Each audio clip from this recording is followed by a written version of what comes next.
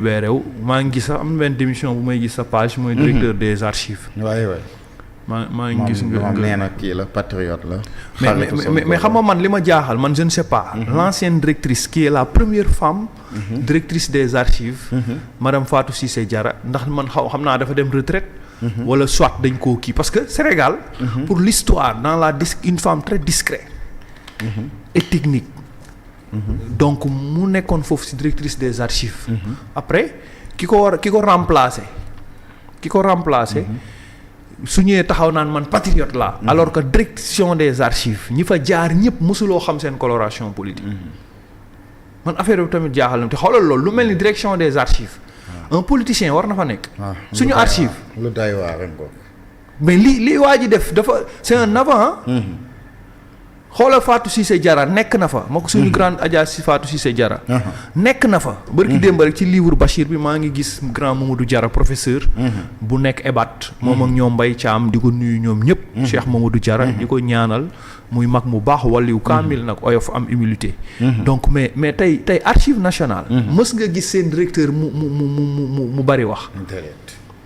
docteur Mohamed Lat Seck Diop. mais imaginez nee naa la bi ki fi mujjee nekk nii Fatou Cissé kenn mënuñu la wax nii. soo nekkul ci domaine archive bi wala domaine fii mënoo parce que ci archive yi rek la yem parce que archive secret la. du politique ak ñeneen ñi kenn warul la sax jege. tey nga taxaw di xaacu di wane sa mais c'était dangereux. nomination boobu xaw ma bu dee par les pairs la. mën naa ko nangu mais bu dee moom dañ koo nommé à partir de primature. pour mu remplacer la première femme bi fa nekkoon. jaaxal na ma. parce que moom ci lettre de démission da ngay gis am na ci benn paragraphe boo xam te ne dafa ne je démissionne enfin car je souhaite pas être comptable du bilan de la seconde partie de son mandat. Mais fi mu ko tàmbalee mooy je démissionne de ce poste car je pense que deux camps ou équipes qui n'ont plus les mêmes principes maanaam mooy le camp de Diomaye et le camp de Sonko les mêmes convictions politiques ou la même vision doivent tout simplement se séparer maanaam jàpp na ne ñoom lu leen indi woon au pouvoir bu demee ba nekk léegi ñaari camp boo xam ne ñoom ñaar bokkatuñu vision bokkatuñu conviction politique bokkatuñu principe donc ñoom dañu war a séparer pour que chacun puisse poursuivre son chemin maanaam ku si nekk jël yoonu boppam moo tax mu ne je démissionne de cette fonction car j'estime également que ma place n'est pas dans le camp des transhumants et des ingrats maanaam moom jàpp na ne moom bu toogoon continuer nekk directeur dafay bokk moom ci camp wu ñoo xamante ne considéré nañ leen comme ay traîtres ay transhumants ay ingrats ay nit yu bon moom loolu mooy wax. mais moo tax moom c'est un incompétent. gis nga kii. c'était un danger. sax pour le Sénégal. au niveau de cette direction. ku wax feeñ yàlla moo dimbali Sénégal sauvé ñu. gis nga chantier yi fa madame Cissé Diarra defoon. dafa am solo gis nga archive pendant des années ils ont travaillé dans la douleur ak difficulté depuis ci déménagement bi pendant combien de temps ñu ngi doon réclamer aux maisons des archives nationales parce que archive mooy xolu réew effectivement mooy xelu réew mooy subay réew mooy tayu réew mooy héritage yu réew mais kooku nekk na fa dans la discrétion femme d'état di travailler dossiers yi jaar ci loxo mais nit mënuñu la ko xàmmeel parce que c'était benn femme d'état la xoolal kooku chantier yi mu newoon ak difficulté ak douleur yi te kenn mësul wax problème ci archive nationale seetlu nga loolu effectivement te pourtant ñu ngi archive nationale dese nañ ko def jag dayoo yi mu am boo demee sur le plan international parce que normalement waroon nañ am seen këru bopp ñu defar ko nouvelle technologie defar ko ba mu baax sécuriser ko sax yow am na archive yoo xam ne ni boo fay am na foo am amoo accès boo fooree dugg am na foo xam amoo accès ci Sénégal am na archive yoom bu ñu koy déplacer dañuy jël gendarmerie un homme kii il amène le débat politique dans les archives kii archive nationale waroon na fa nekk moo tax je pose la question sur nomination bi le nouveau secrétaire général Pape Assane Touré nga xam ni secrétaire général foofu la dépendre mooy ministre secrétaire général du gouvernement warul nekk un politique si au niveau des archives dafa war a am prochainement appel candidature comme ni ñuy tànnee recteur xaw ma nag ndax noonu lay comme ni ñuy tànnee recteur parce que appel à candidature. waaw appel à candidature ñu sécuriser ko. mais Thierno Malick archive nationale tamit suñu àdduna la. mais pourtant. mais waa ji li mu wax nii lu ci seen yoon. et pourtant le Pastef loolu la ñu promettre woon. aussi les Sénégalais mais looloo taxoon ñëpp voté. xanaa xamoo seen choix boobu moo taxoon ñëpp voté looloo indi 54% yi. mooy égalité des chances boobu. cette demande nationale boobu pour candidature bi pour nga xam ne léegi dafa lay leer ni cahier de charge nga fay fekk.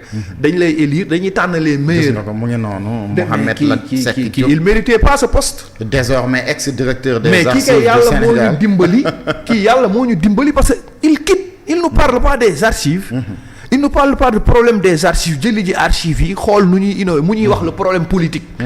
bu am ci biir kii heureusement est-ce que sax ci suñu biir archives yi attention. mais kii politique. tax mu jël mën a jël décision yi pare di ñu expliquer ci ay camp ak ay groupe ak ay conviction mais parce que loolu aussi c'est des propos aussi de trop quand même. mais xam nga booy wax boo demee ba diviser les deux camps. mais moof munoo bokk ci camp wu je ne peux pas être comptable bilan wu 3 ans yi. yow archive nationale mais gis nga li may wax mooy. remplacer c'est grave parce que phrase bi aussi Abou. mais phrase bi aussi war na tax aussi gars yi taxaw ci seetlu parce que quand quelqu'un gère benn poste dem bay quitter poste bi ne je démissionne enfin car je ne souhaite pas être comptable du bilan de la seconde partie de son mandat.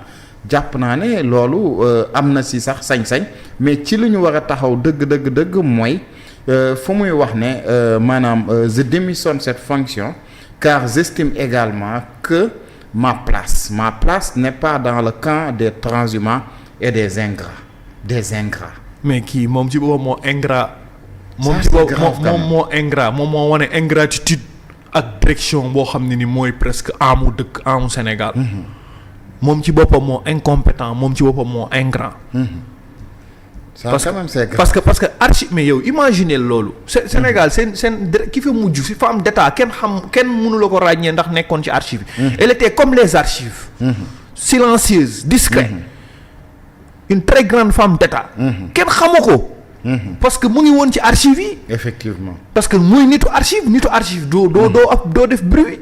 effectivement doo nekk ci ay coloration politique il faut que ñu sécuriser nos archives. gis nga yi fi xewoon ci ay ñuy fuiter ay kii ñu ngi dem gis nga ni ñu commencé cyber attaques yeeg affaires yeeg yooyu nanga mais waa ji bokk nga ne da nga ko fay bàyyi. ak politique nu mu mel. surtout politique Sénégal nga xam ne topp kaa la avec nos archives. kii kay ngoloo jàmm nañ ko diril cin. buñ ko yow xaw ma ki Lat Ndiaye la xaw ma lan kii nañ ko diril cin buñ ko dirilee cin ba pare. mais man j'interpelle le nouveau premier ministre. et le secrétaire général Pape Assane Touré dégg naa Mounirou Sy ñoom ñëpp ñuy témoigner ni ku mën liggéey la. magistrat bu xam kii bi. pour man parce que on a une école EBAT.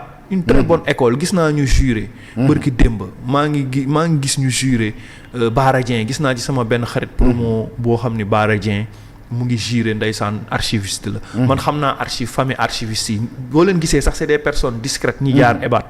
c'est une école très importante. gis nga archive dañu war a jël décret bi Abdou Diouf jëloon. même au niveau des mairies les officiers d'état civil EBAT dañ leen war a recruter. les 557 collectivités locales. dañu war foofu. bu ñu paree parce que officier d'état civil normalement archiviste la war a doon. chaque collectivité locale. dañ la war a affecté par la fonction publique. benn conservateur archiviste ak benn bibliothécaire. tous les écoles du Sénégal aussi ñu jox leen ko ñu génnee EBAT. parce que boo xoolee problème bi ñu am au Sénégal si suñu entreprise yi si suñu kii c'est problème des archives. te ñu ngi ci am école. professeur Mbaye Thiam suñu mbokk taalibe bu baax boobu. le professeur taalibe. Mbaye Thiam fa la jaar fa la génn. waa ji def archive nationale le grand historien. waa ji def archive kii nii Pape Atoumane. di ki fa la génnee. ñu ci bari kilifa yu bari foofu lañ génnee. mais école boobu pour man dañ ko war a parce que mu archiviste warul chômer. beneen bi ci topp mooy archiviste aussi tamit 557 collectivités locales. ñaata ville. te ñëpp ñoo soxla archiviste. mais ñëpp dañ ko dafa war a décret fépp. parce que xam nga tey fépp. mais parfois école bi ñu xoolaat defaraat ko gën leen dooleel. xaw ma am nañ ordre wala amuñu ordre mais parce que archive mooy àdduna. conflit yi tardé nii yëpp problème archive yi la. effectivement mais xoolal maire yi suñu dund ci loxo ñan la nekk. benn maire nit mooy ñëw nommé Thierno Malick. officier d'état civil boo xam ci mbedd bi la toogoon nga nommé ko. alors que suñu dund ak suñu dee ak suñu këyit ak suñu certificat yëpp suñu mariage ak suñu yëpp ci loxoom la nekk. te xamul nu ñuy ranger gis nga maire yi Madiop Bitèye ak kii Modou Diagne Fada mooy remplacer Modou Diagne Daaru Muxti. mais dafa indi waa EBAD archiviste yi ñu ñëw def kii këram defaral ko archive am yëpp. mu normal waaw léegi da nga am école bi ñu moom ko. léegi 557 collectivités locales. boo ko multiplier par 3 chaque année chaque collectivité locale bu ñu ñëwee ñu jël foofu affecté leen foofu. ci collectivités locales yi ci conseils départementaux yi conseil kii yeeg yëpp defar. services yu mag yi ak kii yëpp ñu def kon chaque année dinañu génne ñaata archiviste ak ñaata conservateur. école publique yi nekk Sénégal yëpp école yu mag yëpp ñu yóbbu leen. kon école boobu mën na régler lu bari ci gàpp. effectivement. benn instant. loolu daal maa ngi koy ñaan. di wax nag problème mu direction des archives bi. lat bi moom que yàlla nañ ci yàlla. musal mu bañ a amaat. d'accord di ko wax nouveau gouvernement parce que li mu wax c'est dangereux. direction des archives nañ ko sécuriser. mënuloo remplacer une femme d'état bu fa jaar kenn xamu ko nga indi koo xam ne ni. mu ngi dugg ci lu ci yoonam ba pare ki ko nommé foofu aussi tamit ndax def na enquête de moralité. parce que il faut qu'on pose le débat sur les enquêtes de moralité. ñan la ñu war a jox suñu direction yu mel noonu. d'accord xam naa nag dinañu ñëw après ci livre bi. Le grand Bassir Fofana en tout cas nga xam def na cérémonie dédicace bi et yaa ngi fa woon xam